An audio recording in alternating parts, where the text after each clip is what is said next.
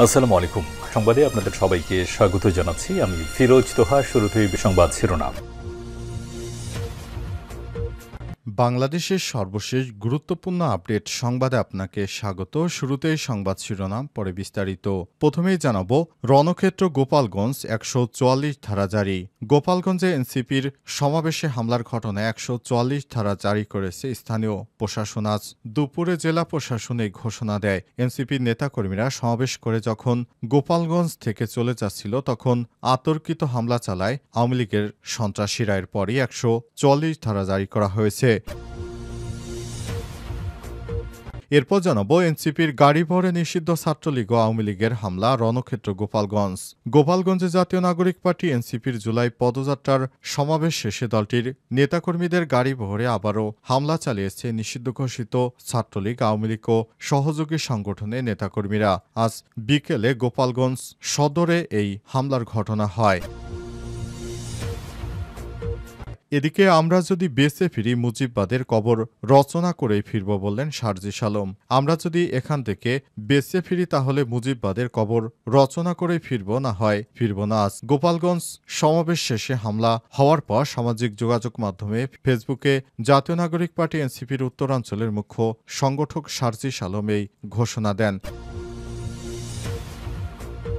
এদিকে রাজনৈতিক দল হিসেবে জামাতের নাম প্রতীক ওয়েবসাইটে অন্তর্ভুক্ত করল নির্বাচন কমিশন ইসি। এবার রাজনৈতিক দল হিসেবে বাংলাদেশ জামাত ইসলামের নাম অন্তর্ভুক্ত করেছে নির্বাচন কমিশন ওয়েবসাইটে। এর আগে নির্বাচন কমিশনের ওয়েবসাইট থেকে আওয়ামী লীগের নাম মুছে ফেলা হয় এবং প্রতীক মুছে ফেলা হয়। এরপরই জামাত ইসলামকে অন্তর্ভুক্ত করা হয়েছে। তবে আজ অন্তর্বর্তীকালীন সরকারে ক্রীড়া উপদেষ্টা আসিফ মাহমুদ এক ঘোষণার পরই ইসি এমন সিদ্ধান্ত নিয়েছে।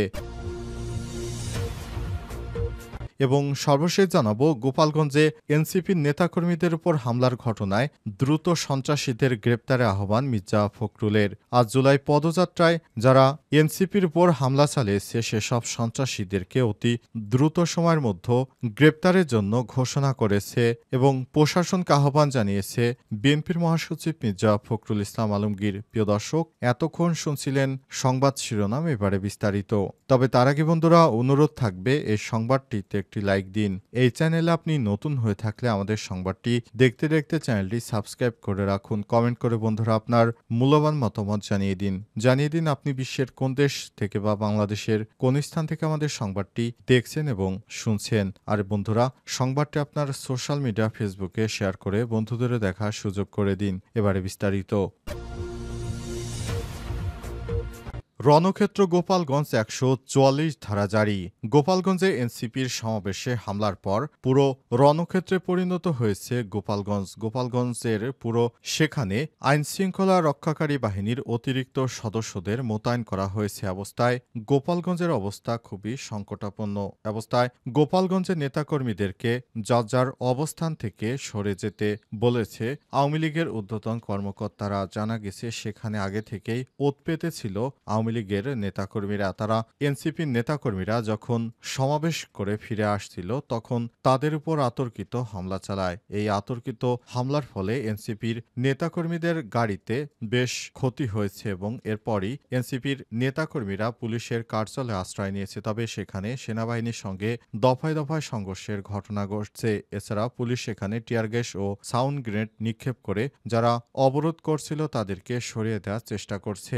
তবে দেখা গেছে, তারপরও আওয়ামী লীগের ভাড়া করা কিছু লোক এখনও পুলিশদের বিরুদ্ধে লাঠিসোঁটা দিয়ে এখনও হামলা চালানোর চেষ্টা চালিয়ে যাচ্ছে।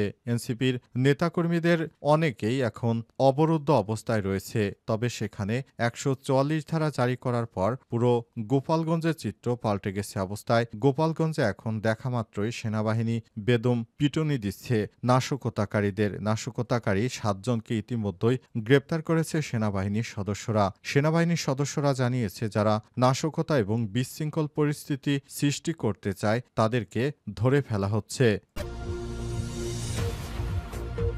এনসিপির গাড়ি বহরে নিষিদ্ধ আওয়ামী লীগের হামলা রণক্ষেত্র গোপালগঞ্জ।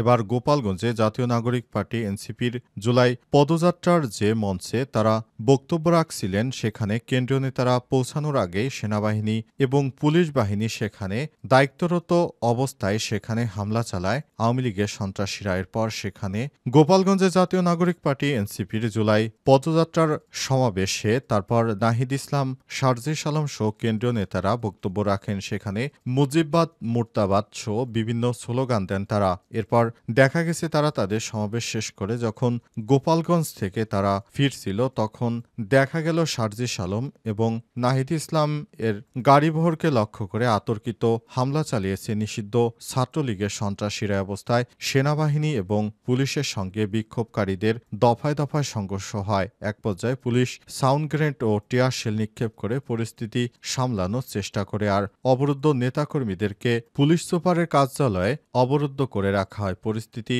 ঠিক হওয়ার পর তাদেরকে সেখান থেকে যেতে দেয়া হবে। তবে দেখা যাচ্ছে এই অবস্থায় পরিস্থিতি সামাল দিতে আইনশৃঙ্খলা রক্ষাকারী বাহিনী ১৪৪ ধারা জারি করে এবং সেখানে ব্যাপক আকারে প্রশাসনের লোকজন সাঁড়াশি অভিযান শুরু করে। অবস্থায় পুরো এলাকা রণক্ষেত্রে পরিণত হয়। এনসিপির নেতাকর্মীরা জানিয়েছে তারা এখন অবরুদ্ধ আছে, তবে পুলিশ নাকি নিষ্ক্রিয় ভূমিকা পালন করেছে।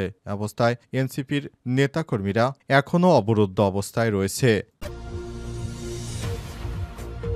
আমরা যদি বেঁচে ফিরি, মুজিববাদের কবর রচনা করে ফিরব শারজিস।